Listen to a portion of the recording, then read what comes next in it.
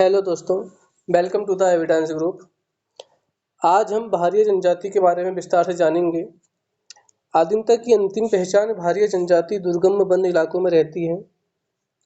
इस आधुनिकता के युग में भी ये लोग अपनी प्राचीन परंपरा को बनाए रखे हुए हैं, अपनी परंपरा में जीते हैं, सभ्यता से कोसों दूर अपनी संस्कृति को बनाए रखे हुए हैं। चलिए इनके बारे में जानते हैं।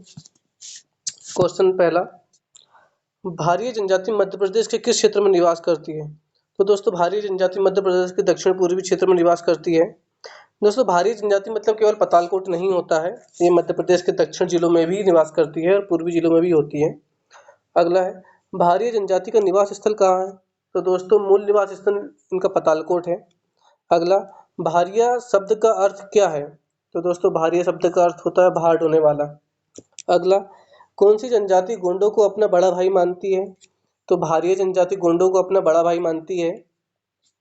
अगला है, भारिया जनजाति किस राज्य को अपना पूर्वज मानती है? सॉरी दोस्तों, यहाँ किस राज्य नहीं, यहाँ राजा आएगा। किस राज्य को अपना पूर्वज मानती है? तो ये राजा कर्णदेव को अपना पूर्वज मानती है। ये कलचुरी वंश के शासक थे राजा कर्णदेव।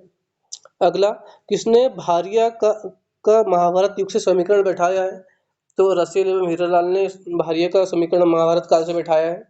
अगला है, जंगलों के जंगली किसे कहा गया है? तो दोस्तों जंगलों के जंगली पातालकोट के भारिया को कहा गया है। 1981 की जनगणना में कहा गया है।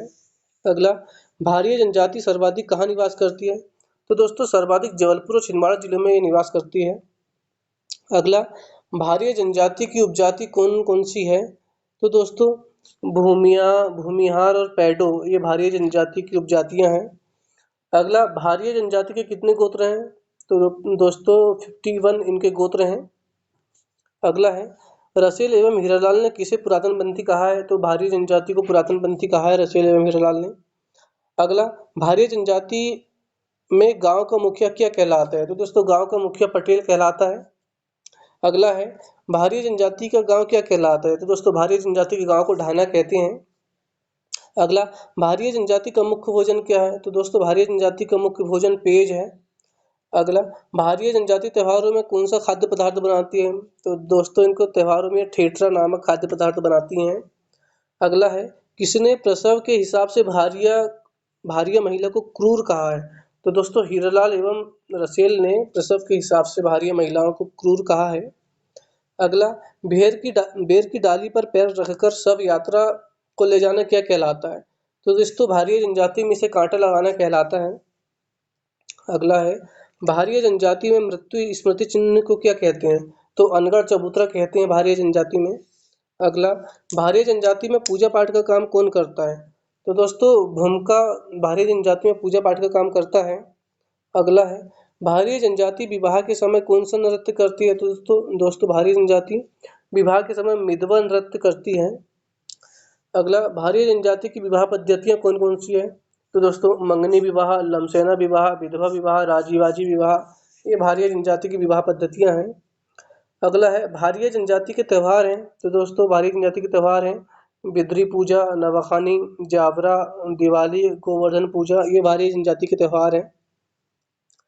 अगला है, प्रथम फसल पूजा कौन से त्यौहार में करते हैं? तो दोस्तों भारिया जनजाति नवाखानी त्यौहार में फसल पूजा करते हैं। अगला है, कौन से त्यौहार में गेहूं के जवारों की पूजा करते हैं? तो दोस्तों ये जावरा त्यौहार में ये नवरात्रि में मनाया जाता है, इस समय गेहूं के जवारों की पूजा करते हैं।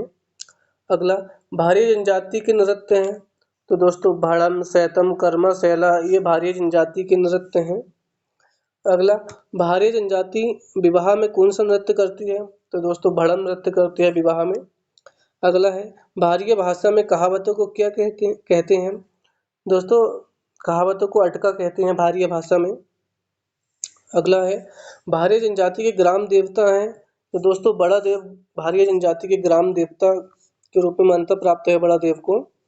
अगला है, भारिया जनजाति गांव के संकट दूर करने के लिए किसकी पूजा करती है? तो दोस्तों मुठुआ बाबा की पूजा करते हैं भारिया जनजाति। अगला, जड़ी बूटी का ज्ञान रखने वाला क्या कहलाता है? तो दोस्तों भारिया जनजाति में जड़ी बूटी का ज्ञान रखने वाले को गुनिया कहते हैं। अगला है, मारक तारक तंत्र मंत्र की ज्ञान होता है किसे होता है? तो दोस्तों भूमिका को मारक तारक तंत्र मंत्र का ज्ञान होता है। अगला है, जड़ी बूटी का स्वर्ग कहाँ किसे कहते हैं? तो दोस्तों जड़ी बूटी का स्वर्ग पतालकोट को कहते हैं। अगला है भारिय जनजाति में युवा ग्रह को क्या कहते हैं? तो दोस्तों युवा ग्रह को भारिय जनजाति में रंगभंग कहते हैं। अगला है किसने भारतीयों को घोरतम वन्य गोंड कहा है? तो दोस्तों डायस ने भारिया को घोरतम वन्य गोंड कहा है।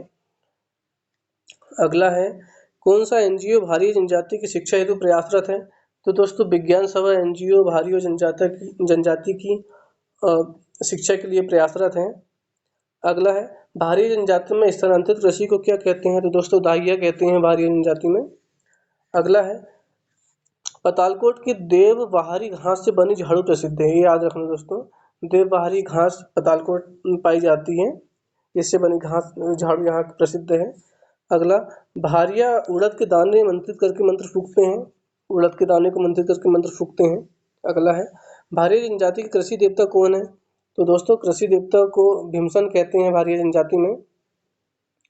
अगला है शैतम एक महिला परक नृत्य है। अगला 1981 की जनगणना में कौन सी जनजाति को जंगलों की जंगली कहा गया है? तो दोस्तों भारिय जनजाति को जंगलों की जंगली कहा गया है। तो दोस्तों भारिय जनजाति हमारी समाप्त होती है। एक बार चैनल को सब्सक्राइब और लाइक जरूर कर लें और शेयर भी कर दें। धन्यवाद।